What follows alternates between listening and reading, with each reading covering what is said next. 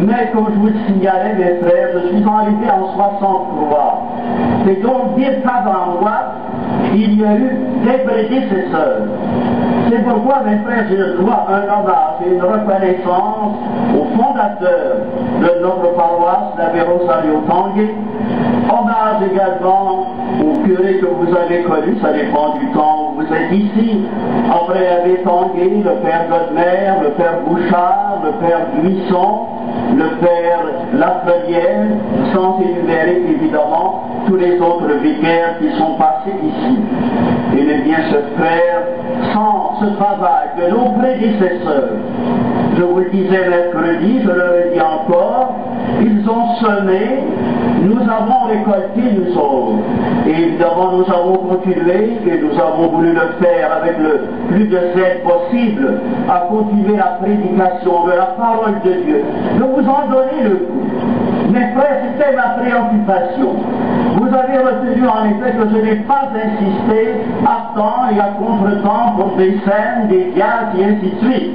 Une fois par année, eh bien, je me contentais de donner le compte rendu qui avait été préparé par le Père Pelletier et je vous le donnais et c'était final. Parce que je ne voulais pas, mes frères, que vous veniez à l'église avec toujours le signe de Piastre avant tout.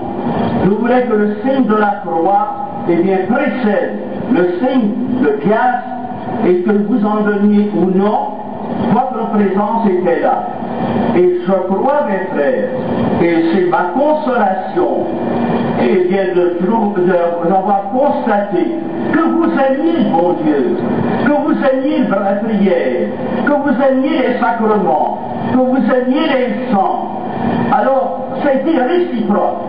Si j'avais, comme je vous dis, avec la grâce de Dieu, ce zèle pour la maison de Dieu, et d'un autre côté, vous répondiez tellement bien, et bien que ça me stimulait, non pas seulement moi, mais tous les autres vicaires qui étaient là et qui m'ont secondé.